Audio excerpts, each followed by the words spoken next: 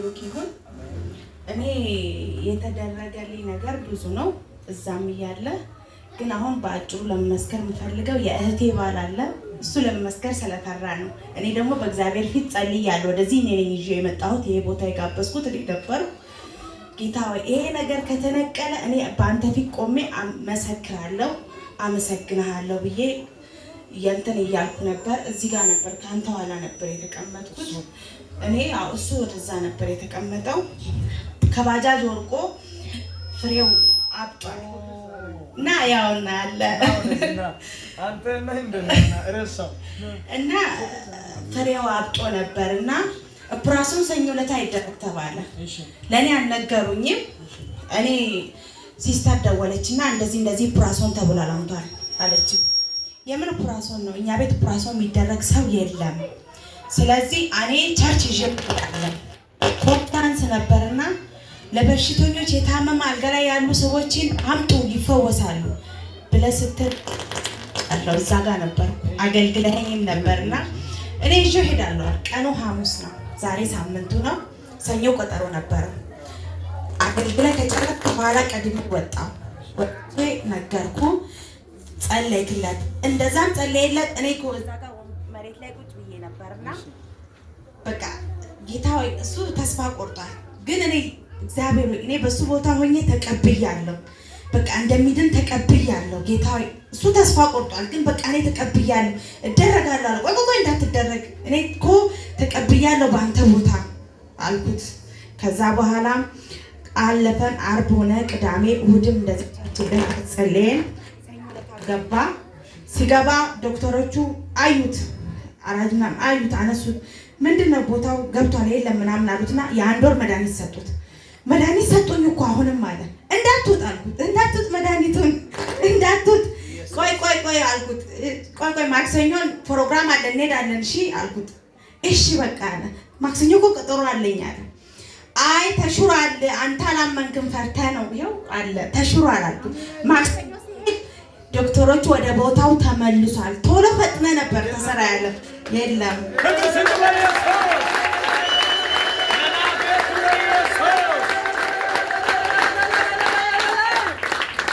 እና ኩላሊቱን ሁሉ ነበር የተቆጣጠረው። መሄድ ሁሉ አይችልም።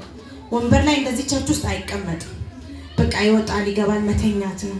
አሁን ግን ማክሰኞ ዕለት የለም ገብቷል ሲል እኔ ድኛለሁ አለ። ምስክርነት አለን።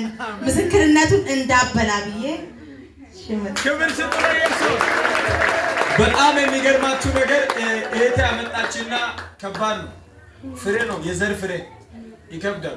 ወንዶች ናችሁ የምታውቁት። ኢየሱስ ጌታ አስገባችና እዛ ጋር ውጪ ነበረች። እኔ ውጪ ወጥቼ ተከተለችና እንደዚህ ዶክተር ኦፕሬሽን አውጇል። ምንድነው? የዘር ፍሬ ነው። ልጁ እንደዚህ መቆም አልቻለም። ልጸልይ ሲል መቆም አልችልም፣ በእናትህ ልቀመጣለሁ። ቁጭ አለ። ጸለይኩለት። እግዚአብሔር ኦፕሬሽን ይደረጋል የተባለው አዋጁን ገለበጠ። አሜን። ሻካቴ ጃቱን ብርግ አድርጎ አንድ በረከት ባርካችኋል። ጠላት ያወጀ አዋጅ በዚህ ዓመት ይገለበጣል። አሜን። ጠላት ያወጀ አዋጅ በዚህ ዓመት ይገለበጣል። አሜን። ጨለማ ያወጀ አዋጅ በዚህ ዓመት ይገለበጣል። ይሄን ኢየሱስ ምን ትለዋል? ያዳነውን ኢየሱስ እንዴት ትለዋል? ያው ምስጋና ነው። ነገሩ ናችሁ እግዚአብሔርን በእልልታ በጭብጨባ እግዚአብሔር ይመስገን። አልጠበኩም። እኔ ስፔሻሊስት ነው ሆስፒታል ተከፍሎለት ነው። ግል ላይ ነበር መጀመሪያ የታየሁት። ስፔሻሊስቱ መጥቶ አየ። በቃ ካልተሰራ አንደኛው ፍሬ ፌል አደረጋለ። ከዛ ወደ ሁለተኛው በቃ በጣም ከባድ እንትን እኔ በቃ ቤተሰብ ማወቅ አለበት እዚህ መሰራት የለብኝም ብዬ ወጣውና ያለው በቃ መጣች ቸርች እዛም ቀን መጣው። እዛ ሐሙስ ዕለት ነው መጣሁት። መጥቼ ያጸለይኩ ውሃ ምናምን የእግዚአብሔር ሰው ምንም አትሰራም በቃ በተአምር ኦፕሬሽን ተደረገ ብሎ ጸለየልኝ። ከዛ በቃ ጸለየልኝ። እሺ ብዬ ኦፕሬሽን ሰኞ ዕለት ሄጄ ስመረመር በቃ ኦፕሬሽን ገባለሁ ብዬ ትንስር መድኃኒት የወር ሰጠኝ። እንዴት የሆር ይሰጠኛል ብዬ ድጋሚ አንደኛዋን ሳማክራት እንዴት አሁን ለውጥ አለው ስትል አሁን አሪፍ ነው ለውጥ አለው ግን በቃ ፈራው ቼክ ብትደረግ ስል ነገ ስፔሻሊስቱ ይገባል አለች። ከዛ በነጋታው ለማክሰኞው ሄድኩኝ ሆስፒታል።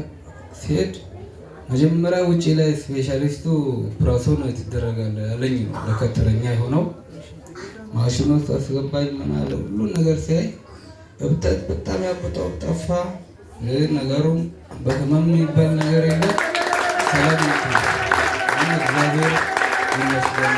አሁን ደህና ነኝ። ምንም አይነት በሽታ የሆነ ስሜት ምንም ነገር የለም። አሁን ኖርማል ነኝ። እግዚአብሔር ይመስገን። ሁሉም ሰው እልልታ፣ ክብር ለኢየሱስ።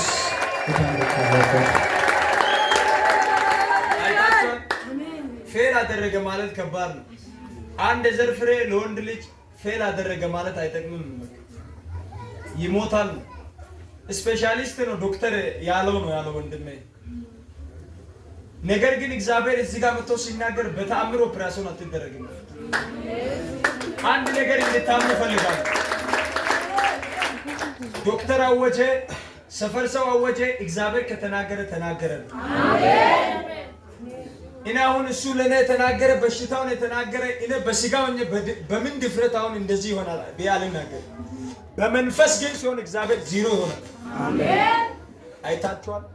አንድ እልልታ ፉጨት ለናዝሬቱ ለኢየሱስ። ባርካለሁ መንፈስ ቅዱስ። ለሥራ ሁሉ ባለቤት አንተ